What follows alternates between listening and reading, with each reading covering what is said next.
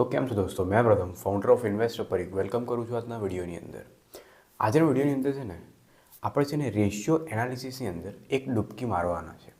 Ratio analysis શું હોય કે જ્યારે પણ આપણે કંપનીનું એનાલિસિસ કરીએ ને એની અંદર છે ને એક રેશિયો એનાલિસિસનો પાર્ટ આવતો હોય છે, જેની અંદર આપણે છે ને જે રેશિયોઝ હોય ને અલગ અલગ જાતના, જેવી રીતે પ્રોફિટેબિલિટી રેશિયો હોય, જેવી રીતે લેવરેજના રેશિયો હોય, જેવી રીતે વેલ્યુએશન રેશિયો હોય, એ બધા રેશિયોને છે ને ચેક કરતા હોય છે. તો આ જે રેશિયો એનાલિસિસ છે ને એ ફંડામેન્ટલ એનાલિસિસનો એક પાર્ટ છે. તો આ જે રેશિયો એનાલિસિસ છે ને એને આપણે આજના વિડીયોની અંદર ડિસ્કસ એકદમ ડીપમાં કરવાના છે. આજે આપણે એ જોઈશું અલગ અલગ રીતે જેટલા પણ અલગ અલગ જાતના રેશિયો છે એનું આજે છે ને આપણે એક ઓવરવ્યૂ લેવાનો ટ્રાય કરશું, જેનાથી જે પણ લોકો બિગિનર છે કે જેમને અત્યારે ઇન્વેસ્ટિંગ સ્ટાર્ટ કરી છે, કે જે લોકો ઓલરેડી ઇન્વેસ્ટમેન્ટ કરી રહ્યા છે બટ આ રેશિયોનું નોલેજ થોડું ઓછું છે, તો એ નોલેજને થોડુંક ડેવલપ કરવા માટે આજના વિડીયોની તમને છે ને જરૂર પડી શકે છે. તો આજના વિડીયોની અંદર આપણે આ રેશિયો એનાલિસિસ ડિસ્કસ કરવા જઈએ છીએ. તો આપણે આવી જઈએ આપણા નેક્સ્ટ પેજ ઉપર. તો આજે આપણે કયા કયા ટાઈપના રેશિયો ડિસ્કસ કરશું. સૌથી જે પહેલો આપણે રેશિયો ડિસ્કસ કરશું ને એ હશે વેલ્યુએશનના રેશિયો, જ્યાં આપણને વેલ્યુ શું હોય ને કંપનીની વેલ્યુ શું છે એના રીતે આપણને ખબર પડશે. બીજું આપણે જોઈશું પ્રોફિટેબિલિટી રેશિયો, જેની અંદર શું છે કે ભાઈ કંપનીની પ્રોફિટેબિલિટી કેટલી છે એના વિશે છે ને આપણને આ રેશિયોની અંદર ખબર પડશે. ત્રીજા ટાઈપના જે રેશિયો હોય છે ને એ હોય લેવરેજના રેશિયો, કે ભાઈ કંપનીએ કર્જો કેટલો લીધો છે, એ કર્જો એની માટે ઠીક છે કે નથી, તો એ બધી વસ્તુ આપણને લેવરેજના રેશિયોની અંદર ખબર પડતી હોય. હવે જનરલી છે ને રેશિયો એવી વસ્તુ છે ને કે અગર આને તમે માસ્ટર કરી લીધી ને તો મારી જોડેથી તેને આ લખાઈને લઈ લો કે ભાઈ તમારે છે ને ક્યારે બી આ પ્રોફિટ લોસ સ્ટેટમેન્ટ, આ બેલેન્સ શીટ, આ જે કેશ ફ્લો સ્ટેટમેન્ટ હોય એ છે ને તમને ક્યારે પણ જોવાની જરૂર નહીં પડે. અગર આ જે રેશિયો એનાલિસિસ છે એના જે પણ ઇમ્પોર્ટન્ટ રેશિયોઝ છે એ અગર તમે સારી રીતે ખબર પડી ગઈ તો આપણે છે ને એને થોડુંક ડેવલપ કરવાનું આજના વિડીયોની અંદર ટ્રાય કરીશું. તો સૌથી પહેલાં છે ને વેલ્યુએશન રેશિયોની અંદર આપણે કઈ કઈ વસ્તુ ચેક કરશું. સૌથી પહેલાં આપણે સમજીશું કે આ EPS શું હોય, એના પછી આપણે ચેક કરશું કે આ PE રેશિયો કોને કહેવાય, પછી આપણે સમજીશું કે ભાઈ બુક વેલ્યુ શું હોય, એના પછી આપણે ચેક કરીશું કે આ જે બુક વેલ્યુ પર શેર હોય એનો શું મતલબ હોતો હોય. એવી જ રીતે પ્રોફિટેબિલિટી રેશિયોની અંદર આપણે શું ચેક કરશું, એની અંદર આપણે ચેક કરશું કે ભાઈ રિટર્ન ઓન ઇક્વિટી શું છે, રિટર્ન ઓન ઇન્વેસ્ટમેન્ટ કેપિટલ શું છે ROIC, એના પછી ROCE return on capital employed શું હોય, તો આને આપણે ચેક કરશું. એની પછી જે ચોથો રેશિયો છે જે રિટર્ન ઓન એસેટ, તો રિટર્ન ઓન એસેટ શું હોય એની ઉપર પણ છે ને આપણે થોડીક ડિસ્કશન કરશું. એની સાથે લેવરેજ રેશિયોની અંદર શું ચેક કરશું આપણે, લેવરેજ રેશિયોની અંદર આપણે છે ને બે રેશિયો ચેક કરશું. એક હશે ડેટ ટુ ઇક્વિટી અને બીજો હશે ઇન્ટરેસ્ટ કવરેજ રેશિયો. તો આ બે જે રેશિયો છે ને એને આપણે ડિટેલમાં સમજીશું. તો સૌથી પહેલાં છે ને આપણે વેલ્યુએશન રેશિયો ઉપર આવીએ અને એક એક કરીને એને છે ને આપણે ડિસ્કસ કરીએ. સૌથી પહેલાં વાત કરીએ EPSની, અર્નિંગ પર શેર શું હોય. તો એક તમારું થોડુંક માઇન્ડસેટ ડેવલપ કરું કે ભાઈ EPS શું હોય. તો કંપની છે ને દર વર્ષે છે ને પોતાની અર્નિંગ પોસ્ટ કરતી હોય, એટલે દર ક્વાર્ટરલી એની અર્નિંગ આવતી હોય કે ભાઈ કંપની કેટલી કમાણી કરી, અને એ જે કમાણી છે એ કમાણીને કંપનીના જેટલા પણ અત્યારે આઉટસ્ટેન્ડિંગ શેર્સ છે માર્કેટની અંદર એ શેરમાં ઇક્વલ ભાગમાં જ્યારે એને વેચીએ ને અર્નિંગને, તો જે એક શેર છે એને જેટલા પૈસા મળે ને એને છે ને અર્નિંગ પર શેર કહેવાતું હોય. હવે એને છે ને થોડુંક આપણે નોટ્સથી થોડુંક સમજી લઈએ. તો અત્યારે છે ને આપણે એક કંપનીનો એક્ઝામ્પલ લીધો છે જેના અત્યારે ઇક્વિટી જે શેર છે ને એ 8.05 કરોડની આજુબાજુ છે. હવે આ જે કંપની છે ને એનું છે ને અહીંયા પ્રોફિટ એન્ડ લોસ સ્ટેટમેન્ટ છે. હવે અહીંયા શું છે, EPSનો ફોર્મ્યુલા શું હોય કે ભાઈ જે નેટ પ્રોફિટ છે divided by total number of share. તો અત્યારે જેનું નેટ પ્રોફિટ છે ને એ 158 કરોડ છે અને જે અત્યારે ટોટલ આઉટસ્ટેન્ડિંગ શેર છે એ 8.05 કરોડ છે. તો આને જ્યારે આપણે ડિવાઈડ કર્યું ને તો એ જે 19.6 આવ્યું ને એ શું આવ્યું, તો એ છે ને એક જે શેર છે એને કેટલા પૈસા મળ્યા, કેટલા રૂપિયા મળ્યા એ છે ને આપણને અહીંયા ખબર પડતી હોય. તો હવે આ જે 19.6 છે એ એકચ્યુઅલીમાં EPS આવ્યો બી છે કે નથી આવ્યો એને છે ને આપણે વેરીફાઈ કરીએ. તો અહીંયા છે ને તમે પ્રોફિટ લોસ સ્ટેટમેન્ટમાં જુઓ. આજે આપણે ઉપર પ્રોફિટ લોસ સ્ટેટમેન્ટ જોયું હતું ને સુપ્રિયા લાઈફ સાયન્સ કરીને કંપનીનું હતું, એનું છે ને અહીંયા આપણે રેશિયોમાં જોઈએ તો જુઓ અહીંયા છે ને તમને દેખાશે કે અહીંયા EPSની અંદર એ જ સેમ ટુ સેમ નંબરો છે ને રેશિયો આવ્યો છે 19.6. તો અહીંયા છે ને આપણે વેરીફાઈ થઈ ગયું કે ભાઈ EPS આપણે ચેક કરવું હોય ને તો કંપનીનું જે નેટ પ્રોફિટ છે એને છે ને ટોટલ શેરમાં ડિવાઈડ કરવાનું, તો આપણને જે અર્નિંગ પર શેર છે ને એ આપણને મળી જશે.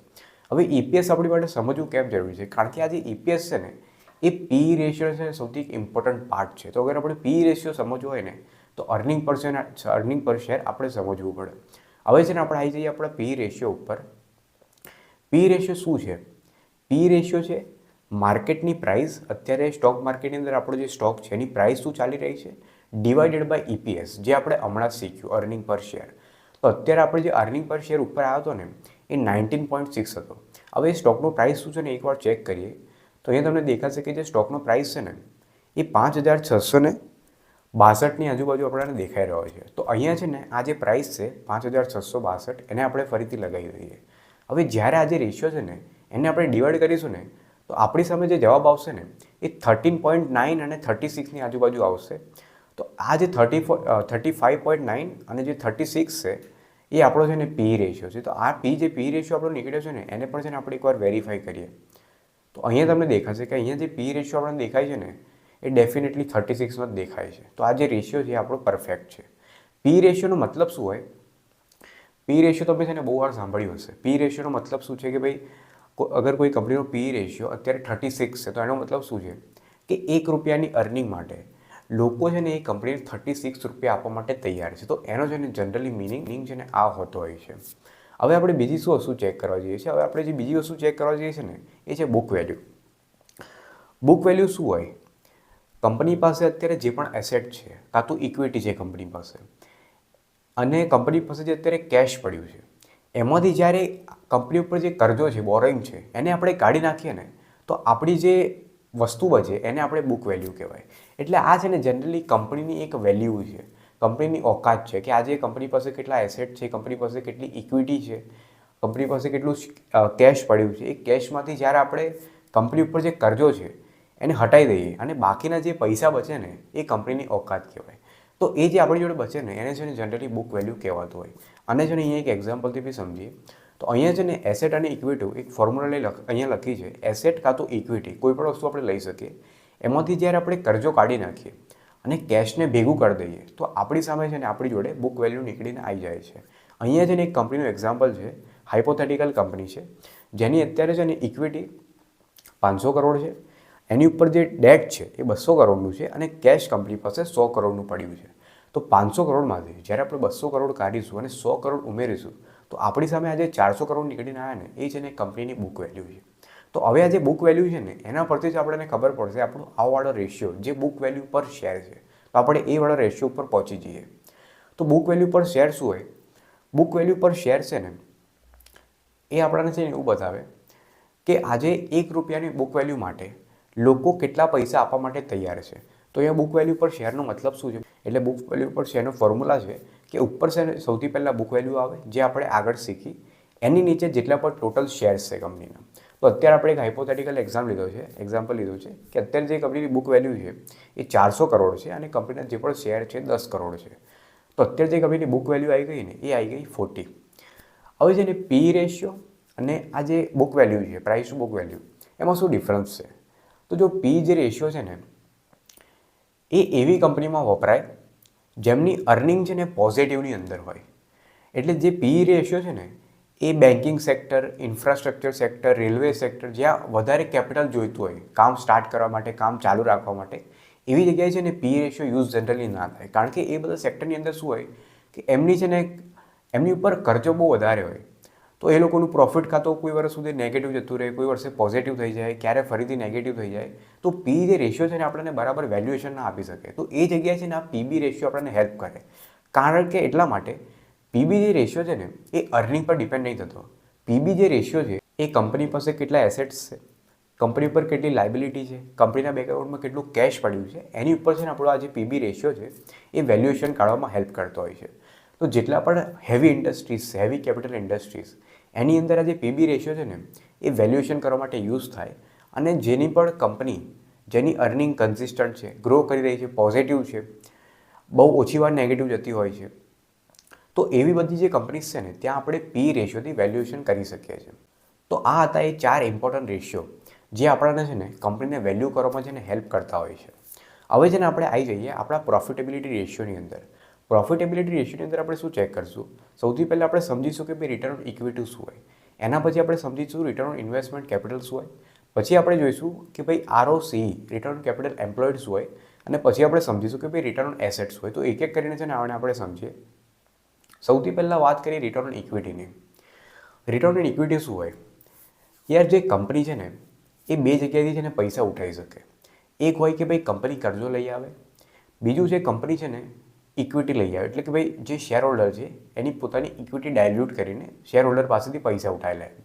હવે અગર કંપનીને કર્જો ઉઠાવો છે તો એને બેંક પાસે જવું પડે, તો એ જે વસ્તુ છે ને એને ડેટ કહેવાય, ડેટ કેપિટલ કહેવાય. અને અગર જે કંપની છે એ માર્કેટની અંદર પોતાને લિસ્ટ કરીને આઈપીઓ લાવે છે અને પબ્લિક પાસેથી પૈસા ઉઠાવે છે, તો એ છે ને ઇક્વિટી કેપિટલ કહેવાય. તો કંપની છે ને બે જગ્યાએથી પૈસા ઉઠાવી શકે, એક હોય ડેટ કેપિટલ અને એક હોય ઇક્વિટી કેપિટલ. હવે માની લો કે આપણી જે કંપની છે ને એને છે ને પહેલા વર્ષે 15 કરોડનું છે ને નેટ પ્રોફિટ રિપોર્ટ કર્યું. હવે આપણી જે કંપની છે એને ડેટ પાસેથી 100 કરોડ ઉઠાવ્યા હતા અને ઇક્વિટી પાસેથી 100 કરોડ ઉઠાવ્યા હતા, અને કંપનીનું જે નેટ પ્રોફિટ છે આપણું આ વર્ષે નીકળ્યું, રિપોર્ટ થયું એ 15 કરોડ થયું. તો આપણું રિટર્ન ઓન ઇક્વિટી અહીંયા શું બનશે? રિટર્ન ઓન ઇક્વિટી આપણું બનશે કે એ જે 100 કરોડ આવ્યા ને એની ઉપર કંપની છે ને 15 કરોડનું નેટ પ્રોફિટ જનરેટ કર્યું. તો એ જે 100 કરોડ અને જે 15 કરોડ બન્યું ને, એટલે અહીંયા જે આપણો રિટર્ન ઇક્વિટી બને ને એ આપણો 15% બની જાય. હવે આપણો બીજો રેશિયો શું છે? આપણો જે બીજો રેશિયો છે એ છે રિટર્ન ઓન કેપિટલ એમ્પ્લોયડ. હવે આ બી છે ને રિટર્ન ઓન ઇક્વિટી જેવો બી છે, ઇક્વિટી જેવો જ છે. રિટર્ન ઓન ઇક્વિટીમાં કેવું હતું કે આપણે છે ને ખાલી પહેલાં 100 કરોડ ઉપર 15 કરોડનું નેટ પ્રોફિટ ગણ્યું હતું. રિટર્ન ઓન કેપિટલ એમ્પ્લોયડની અંદર શું આવે કે રિટર્ન ઓન કેપિટલ એમ્પ્લોયડની અંદર ઇક્વિટી તો આપણે ગણવાની જ, પણ એની સાથે આપણે જે ડેટ પાસેથી પૈસા ઉઠાવ્યા ને એ બંનેને ગણીને કંપની કેટલું નેટ પ્રોફિટ જનરેટ કર્યું છે ને એ આપણે ગણવાનું હોતું હોય છે. તો રિટર્ન ઇક્વિટીની અંદર આપણે ખાલી ઇક્વિટી ઉપર કંપનીએ કેટલું રિટર્ન જનરેટ કર્યું હતું એ આપણે જોયું હતું. હવે આપણે શું કરીશું કે રિટર્ન ઓન કેપિટલ એમ્પ્લોયડની અંદર આપણે ઇક્વિટી પાસેથી જે 100 કરોડ લીધા હતા એ તો જોવાનું જ, પણ એની સાથે આપણે જે બેંક પાસેથી 100 કરોડ લીધા હતા ને એટલે ટોટલ 200 કરોડ. તો 200 કરોડ ઉપર કંપનીએ કેટલું રિટર્ન જનરેટ કર્યું છે ને એ આપણને ROCEની અંદર ખબર પડતી હોય. તો અહીંયા આપણો ROCE શું બનશે? આપણે બંને બધું ભેગું કરીને કેપિટલ 200 કરોડનું આપણી પાસે છે, કંપનીએ એની ઉપર છે ને 15 કરોડનું નેટ પ્રોફિટ જનરેટ કર્યું. તો 200 કરોડ ઉપર જે 15 કરોડ કંપનીએ કમાયા એટલે લગભગ છે ને અહીંયા કંપનીએ 7.5%ની આજુબાજુ છે ને રિટર્ન આપ્યું. તો આ જે 7.5%નું જે રિટર્ન છે ને એ છે ને આપણું ROCE કહેવાતું હોય છે, રિટર્ન ઓન કેપિટલ એમ્પ્લોયડ કહેવાતું હોય છે. હવે વાત કરીએ આપણે ત્રીજો રેશિયોની, એ શું છે? ROIC. ROIC છે ને એ બી સિમિલર જ છે ROE અને ROCEની જેમ. ROIC શું હોય કે જો એ સમજો, આપણે છે ને ઇક્વિટી પાસેથી 100 કરોડ ઉઠાયા, ડેટ પાસેથી બી 100 કરોડ ઉઠાયા, ટોટલ 200 કરોડ છે. તો હવે જરૂરી થોડી છે કે આપણે 200 કરોડ આપણા બિઝનેસની અંદર જ નાખી દઈશું. માની લો અત્યારે કે ભાઈ મેં છે ને એ કંપની છે એમાં મેં ખાલી છે ને 150 કરોડ રૂપિયા મારા બિઝનેસની અંદર લગાવ્યા છે અને 50 જે કરોડ રૂપિયા છે એ મારા બેંક એકાઉન્ટમાં પડ્યા છે. તો અહીંયા જે મારું 200 કરોડમાંથી ઇન્વેસ્ટમેન્ટ કેપિટલ જે છે ને એ ખાલી 150 કરોડનું છે અને 50 કરોડ તો ત્યાં કેશમાં પડી રહ્યા છે. તો અહીંયા જે મારું કેપિટલ ઇન્વેસ્ટમેન્ટ છે, જે મેં ઇન્વેસ્ટમેન્ટ કરેલું છે બિઝનેસની અંદર, એ ઇન્વેસ્ટમેન્ટ પર કેટલું રિટર્ન આવ્યું ને એ છે ને આપણને ROIC બતાવતું હોય. તો અહીંયા આપણું ROIC શું બને કે ભાઈ મેં 150 કરોડ ઇન્વેસ્ટ કર્યા હતા, મારી જે કંપની છે એને 15 કરોડનું નેટ પ્રોફિટ જનરેટ કર્યું, તો એ 150 કરોડ ઉપર 15 કરોડ એટલે અહીંયા જે આપણો ROIC બને ને એ 10%ની આજુબાજુ છે ને બનતો હોય છે. એકવાર છે ને તમને ફરીથી રિપીટ કરું, બહુ સિમ્પલ વસ્તુ છે. ROE શું હોય? એ કંપનીએ જે ઇક્વિટી પાસેથી પૈસા ઉઠાવ્યા ને 100 કરોડ, એ 100 કરોડ પરથી કંપનીએ 15 કરોડનું રિટર્ન જનરેટ કર્યું હતું. તો આપણો જે ROE બની ગયો ને એ બની ગયો 15%. ROCE શું હોય? ROCE હોય કે ભાઈ આપણે ઇક્વિટી પાસેથી જે પૈસા ઉઠાવ્યા હતા અને ડેટ પાસેથી પૈસા ઉઠાવ્યા તો 200 કરોડ હતા, તો એ 200 કરોડ ઉપર કંપનીએ 15 કરોડનું રિટર્ન જનરેટ કર્યું. તો ત્યાં જે આપણો ROCE બન્યો ને એ બન્યો 7.5%ની આજુબાજુ. ROIC શું બન્યો કે ભાઈ મેં 200 કરોડ તો ઉઠાવ્યા હતા બંને લોકો પાસેથી, ઠીક છે, પણ મેં છે ને ખાલી મારા બિઝનેસમાં 150 કરોડ જ ઇન્વેસ્ટ કર્યા, 50 કરોડ મારા ગલ્લામાં પડ્યા છે. તો એ જે 150 કરોડ છે ને એની ઉપર મારી કંપનીએ 15 કરોડનું રિટર્ન બનાવ્યું. તો એ 15 કરોડનું રિટર્ન 150 કરોડ ઉપર 15%ની આજુબાજુ 10%ની આજુબાજુ આવ્યું. તો આપણું જે ROIC છે ને એ આપણું 10% થઈ ગયું. તો આઈ હોપ અહીંયા છે ને તમને ખબર પડી હશે. હવે આપણો જે ચોથો રેશિયો છે ને પ્રોફિટેબિલિટી રેશિયોની અંદર એ છે ROA, જેને રિટર્ન ઓન એસેટ પર છે ને કહેવાતું હોય છે. તો એને આપણે થોડુંક સમજી લઈએ. રિટર્ન ઓન એસેટ શું હોય? કંપની પાસે જેટલા પણ એસેટ્સ છે, એસેટ્સની અંદર શું આવે? સૌથી પહેલાં આવે કંપની પાસે જે ઇન્વેન્ટરી પડેલી છે, બીજું આવે કંપનીના ગલ્લામાં જે કેશ પડેલું છે, ત્રીજું આવી જાય કંપની પાસે જેટલી પણ મશીન્સ છે, કંપની જે પણ મશીન્સ હોય એ પણ કંપનીની અંદર એસેટની અંદર ગણાય. બીજું હોય કે કંપની કોઈ પણ જાતની લેન્ડ ખરીદેલી હોય.